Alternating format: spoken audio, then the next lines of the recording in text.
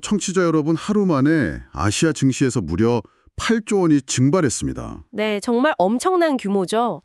중동 지역 전운이 고조되면서 그야말로 공포가 시장을 덮쳤단 말이에요.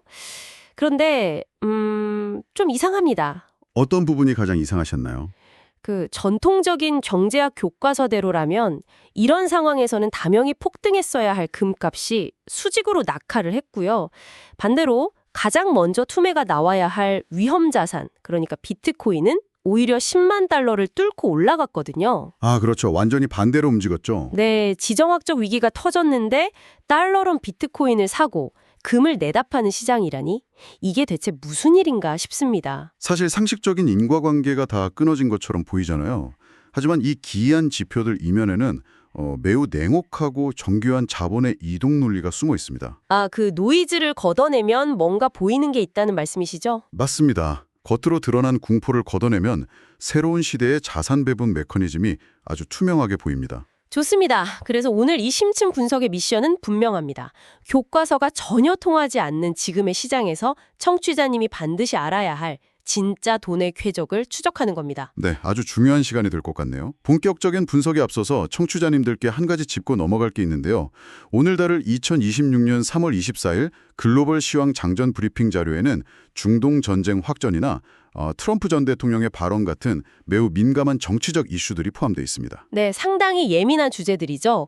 하지만 저희는 철저히 객관적이고 중립적인 입장에서 이런 정치적 이벤트가 시장 지표랑 자본의 흐름에 어떤 물리적인 타격을 입혔는지만을 해독할 예정입니다. 자, 한번 펼쳐볼까요? 네, 어디부터 볼까요? 가장 극심하게 피를 흘린 진원지 아시아 증시부터 보겠습니다. 코스피 지수가 한때 5,400선 붕괴 위기까지 몰렸다라 결국 6.49% 폭락한 5,405.75로 마감했어요. 코스닥도 5%대 급락을 했고요. 맞아요. 일본 니케이의 25 역시 3.4% 이상 하락하면서 아시아 전체가 그야말로 블랙 먼데이를 맞았습니다. 특히 외국인이란 기관이 8조 원을 쏟아냈거든요. 마치 거대한 지정학적 쓰나미가 닥친 해변 같았어요. 여기서 우리가 던져야 할 질문은 왜 팔랐는가가 아니라 도대체 어떻게 팔았는가입니다. 어떻게 팔았는가요? 그게 무슨 의미죠? 하루 만에 8조 원이라는 거대한 물량이 시장에 쏟아진 건요. 펀드 매니저들이 뉴스를 보고 막 공포에 질려서 수동으로 매도 버튼을 누른 결과가 아니라는 겁니다.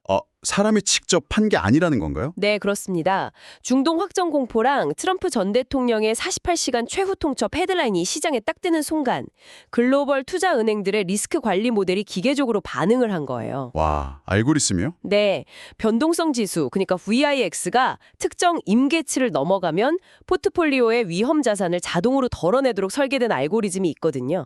일종의 자동 화재 스프링클러가 작동하면서 기계적인 투매를 쏟아낸 거죠. 그러니까 인간의 공포가 아니라 알고리즘의 조건 반사적인 리스크 오프 현상이었다는 거군요.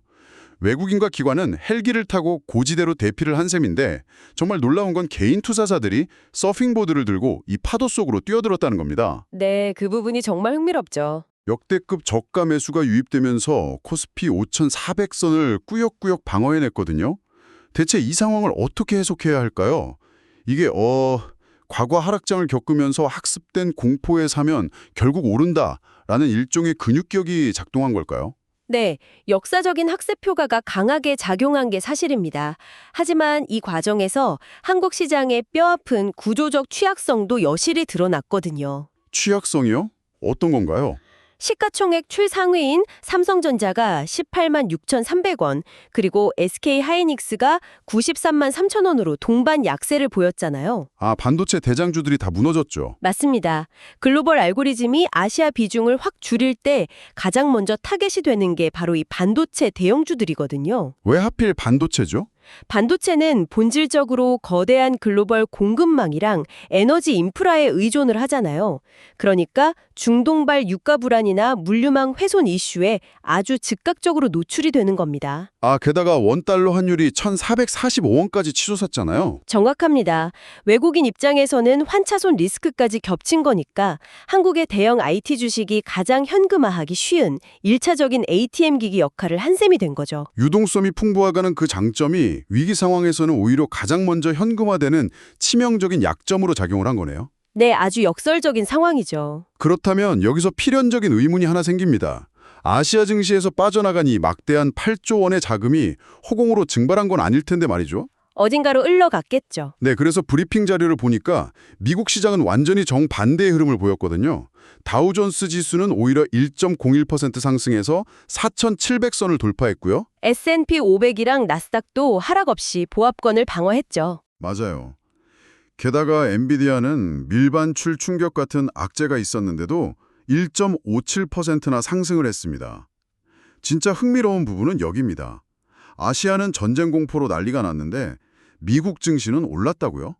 시장이 중동 상황을 무시하는 건가요? 아니면 단순히 미국이 최고다 하면서 피난을 간 건가요? 이 부분은 두 가지 메커니즘이 완벽하게 맞물렸다고 봐야 합니다. 우선 시차에 따른 정보 반영 속도를 보셔야 하는데요. 시차요? 네, 아시아 증시가 트럼프 전 대통령의 최후 통첩 헤드라인에 얻어맞고 기절해 있는 동안에 미국 증시 개장 무렵에는 이란과 쟁점 합의, 생산적 대화라는 후속 발언이 나왔거든요. 아, 압력 밸브가 열렸네요. 그렇죠. 지정학적 리스크가 급격히 축소되면서 안도 랠리가 펼쳐진 겁니다. 하지만 사실 이것만으로는 다우지수 상승이나 나스닥의 방어력을 온전히 설명하기는 어렵습니다. 그럼 더 깊은 이유가 있다는 건가요? 네, 더 깊은 층위에는 구조적인 자본의 대이동, 즉 방금 말씀하신 미국 예외주의 현상이 강하게 자리 잡고 있습니다. 단순히 피난처를 찾은 게 아니라 글로벌 자본이 아예 미국으로 거주지를 옮기고 있다는 뜻으로 들리는데요. 정확합니다. 브리핑에 나온 그 한국 키움운용의 RIA, 즉 독립투자자문업자 관련 미국 ETF 출시 소식이 바로 그 증거 중 하나 아닐까요? 네, 아주 훌륭한 포인트입니다. 이 RIA 파이프라인이 열린다는 게 단기적인 자금 이동이 아니라 국내 유동성이 구조적으로 미국으로 빠져나가는 거대한 배수구가 뚫리는 메커니즘으로 보이거든요. 그 연결고리를 아주 정확히 보셨어요. RIA 제도가 활성화된다는 것은 투자 자문가들이 고객의 수익률을 위해서 가장 유동성이 풍부하고 방어력이 뛰어난 자산, 그러니까 미국 기반의 ETF를 포트폴리오의 핵심으로 편입한다는 의미입니다. 과거에는 국내 주식시장 안에서만 자금이 돌았다면요. 네, 이제는 합법적이고 효율적인 통로를 통해서 기관과 개인의 자본이 세제 혜택과 구조적 성장이 담보된 미국 시장으로 직접 빨려 들어가는 겁니다. 위기가 올 때마다 미국으로 향하는 자금의 고속도로가 훨씬 더 넓고 매끄러워지고 있는 셈이죠. 와, 완전 자본의 블랙홀이네요. 하지만 글로벌 자금이 미국 기술주로 막 맹목적으로 몰려가고 있는 것 같진 않아요. 어떤 점에서 그렇게 보셨나요? 투자자들이 단순히 테크 기업이라는 꼬리표만 보고 돈을 던지는 게 아니라 매우 냉혹하게 옥석을 가리고 있다는 증거가 리포트에 명확히 나와 있거든요. 아, 스노우플레이크 이슈 말씀이시군요. 네, 맞습니다. 나스닥 소프트웨어 기업인 스노우플레이크의 주식 보상, 즉 SBC 감축 이슈요. 이 비율을 41%에서 27%로 대폭 줄였다는 건데 이건 결국 투자자들이 더 이상 가짜 잉여 현금 흐름을 용인하지 않고 진짜 현금을 창출하라고 압박하고 있다는 거잖아요. 실리콘밸리의 그 뼈아픈 구조조정 현장을 정확히 짚어내셨네요. 이 주식 보상, 즉 SBC는 그동안 나스닥 기술주들이 현금 지출을 막으면서 인재를 영입하던 아주 핵심적인 무기였습니다. 장부상으로는 회사의 현금 흐름이 아주 건전해 보이니까요. 그렇죠. 하지만 주식이 계속 발행되면서 기존 주주들의 지분 가치는 지속적으로 희석이 되거든요. 과거 제로금리 시전에는 투자자들이 성장에 눈이 멀어서 이런 장부상의 착시를 그냥 눈 감아줬습니다. 하지만 지금처럼 자본 조달 비용이 높은 고금리 환경에서는 안정이 다르군요. 네, 시장은 이제 환상이 아니라 진짜 현금 창출력을 요구하고 있습니다. 아무리 나스닥의 유망한 기술주라도 직원 월급을 주식으로 찍어내서 아낀 현금을 수익이라고 포장하는 그런 얄팍한 회계는 더 이상 안 통하는 거죠. 스노우플레이크가 SBC 비율을 대폭 낮췄다는 건 거대 자본이 미국 시장으로 도피하더라도 무차별적인 매수를 하는 게 아니라는 거네요. 맞습니다. 철저히 펀더멘털과 실제 수익성에 기반한 퀄리티 비행을 하고 있음을 보여주는 겁니다. 겉으로는 나스닥이 되게 단단하게 보합권을 지킨 것 같지만 그 내부에서는 진짜와 가짜를 걸러내는 무자비한 심사가 실시간으로 진행 중인 거예요. 와, 겉은 요새처럼 단단한데 내부는 철저한 효율화가 진행 중이다? 흥미롭습니다. 자, 그럼 이제 시선을 FICC, 즉 채권 외환 상품 시장으로 돌려보겠습니다. 네, 여기가 오늘 아주 다이나믹했죠. 맞아요. 오늘 장전 브리핑에서 가장 충격적이고 동시에 가장 흥미로운 역설이 발생한 곳이잖아요. 마치 나침반이 고장난 것 같습니다. 전쟁이 나고 인플레이션이 오면 금이랑 기름을 사야 한다고 배웠는데 정작 국제유가는 100달러 아래인 88.02달러에 얌전히 머물렀어요. 원유 수요도나 우려가 겹친 탓도 있죠. 네. 근데 더 심각한 건 안전자산의 대명사인 금입니다. 국내 기준 금값이 7.87%에서 최대 14%까지 수직으로 폭락했어요. 리포트에 인용된 100만 원 찍을 때 돌반지 팔걸이라는 기사 제목이 이 분결을 단적으로 보여주거든요. 벙커 역할을 해야 할 금값이 대체 왜 이렇게 철저하게 박살이 난 겁니까? 지정학적 프리미엄이 급속도로 따진 탓도 있지만요. 더 근본적인 뇌관은 바로 금리입니다. 리포트의 데이터 중에서 미 국채 10년물 금리를 보셔야 하는데요. 4.407%로 상승했죠. OBP 올랐던데요. 네, 맞습니다. 금의 가장 치명적인 아킬레스건이 뭔지 아시나요? 바로 이자를 주지 않는 자산이라는 점입니다. 무위험 자산인 미국 10년물 국채가 무려 4.4%의 이자를 확정적으로 쥐어주는데 굳이 보관 비용만 들고 이자는 한 푼도 안 나오는 금덩어리를 들고 있을 이유가 없어진 거군요. 정확합니다. 완전한 기회비용의 문제죠. 덧붙여서 강달러 현상. 원달러가 1,445원이잖아요. 이것까지 겹치면서 글로벌 유동성 입장에서는 금의 매력도가 수직으로 추락할 수밖에 없었습니다. 과거에는 전쟁 나면 일단 금부터 사모으는 게 정석이었는데 말이죠. 네, 하지만 지금은 고금리라는 이 거대한 중력이 금이라는 안전자산의 지위를 완전히 무너뜨리고 있는 겁니다. 진짜 교과서의 일장이 찢겨나간 느낌이네요. 그런데 진짜 미스터리는 바로 다음 장에 있습니다. 안전해야 할 금이 폭락하는 바로 그 순간에요. 오히려 가장 변동성이 클 것 같은 비트코인이 무려 1240달러나 상승하면서 13만 달러를 뚫어버렸습니다. 네, 완전히 디지털 금처럼 행동하고 있죠. 그러니까요. 대체 이 모든 게 무슨 의미일까요? 비트코인이 더 이상 레버리지가 낀 투기적 기술주처럼 움직이는 게 아니라 시장의 충격을 방어하는 피난처 역할을 하고 있다는 거잖아요. 브리핑에 언급된 ETF 순유입 지속이라는 문구가 힌트인 것 같은데 아주 날카로운 통찰이십니다. 이것은 매우 중요한 질문을 던지는데요. 비트코인 현물 ETF의 제도권 안착은 단순한 파이프라인의 추가가 아니라 자산의 성질 자체를 완전히 바꿔버린 구조적 변혁입니다. 성질 자체가 바뀌었다고요? 네, 과거 비트코인 시장의 주체는 레버리지를 극도로 사용하는 개인 투자자들이었잖아요. 그러니까 조그마한 악재에도 청산이 막 연쇄적으로 일어나면서 폭락을 했죠. 맞아요. 변동성이 어마어마했죠. 하지만 지금은 다릅니다. 막대한 자본을 운용하는 월스트리트의 기관 투자자들이 ETF라는 합법적이고 투명한 구조를 통해서 비트코인을 장기 보유 자산으로 편입하고 있거든요. 기관의 ETF 자금이 일종의 거대한 스펀지이자 앵커 역할을 하면서 유동성을 딱 가둬두고 있다는 뜻이군요. 그렇습니다. 결국 전통적인 금 시장에서 빠져나온 거대 자본들이 이자도 안 나오고 물리적 제약도 많은 실제 금 덩어리 대신에 이동과 보관이 자유롭고 알고리즘 매매에 최적화된 디지털 금으로 피신했다고 해석할 수 있습니다. 와, 비트코인이 단순한 투기 자산을 넘어선 거네요. 네, 이제 새로운 세대의 거시경제적 해지 수단으로 진화한 거죠. 인플레이션, 화폐 가치 하락, 또 지정학적 리스크가 맛 얽힌 복합 위기 속에서 자본은 더 이상 20세기의 룰을 따르지 않습니다. 물리적 형태가 있는 100만 원짜리 금만지는 내다 팔면서 눈에 보이지 않는 10만 달러짜리 데이터 조각으로 수십조 원의 기관 자금이 몰려가는 이 역설적인 상황.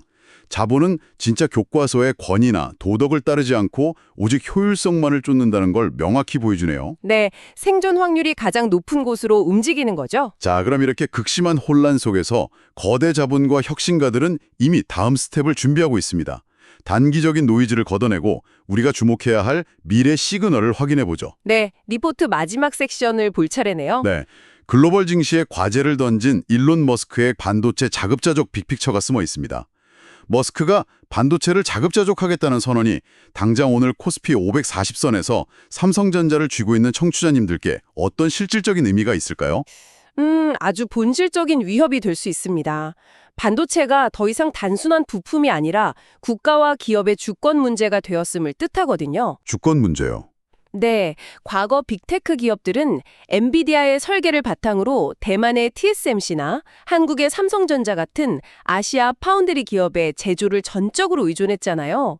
이 독점적인 제조 병목 구조가 아시아 반도체 기업들의 높은 밸류에이션을 정당화해줬죠. 그렇죠. 우리가 만들어주지 않으면 너희 집 못 쓰잖아. 이거였으니까요. 맞습니다. 하지만 머스크의 자급자족 선언은 이 생태계 자체를 우회하겠다는 겁니다.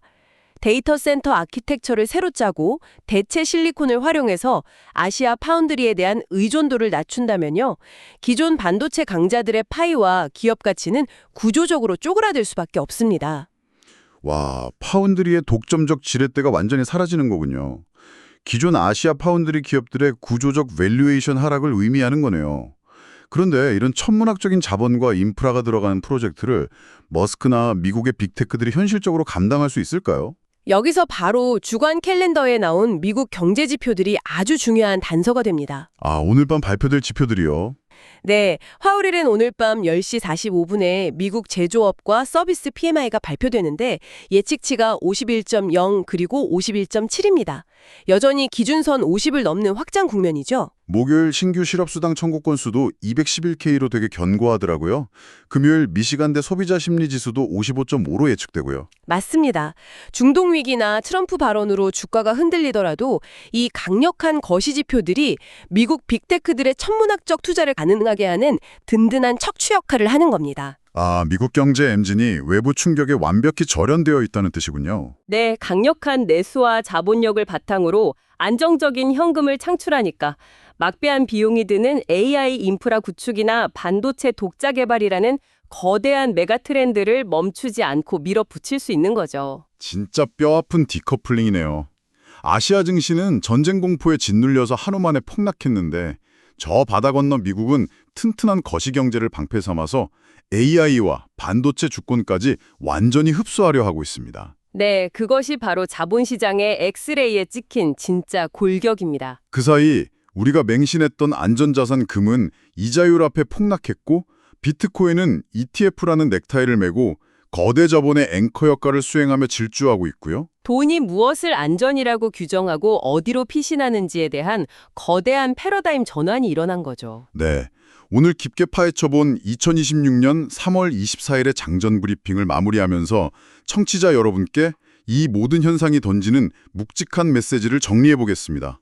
글로벌 자금은 지정학적 공포 속에서도 눈먼 투매를 하지 않았습니다.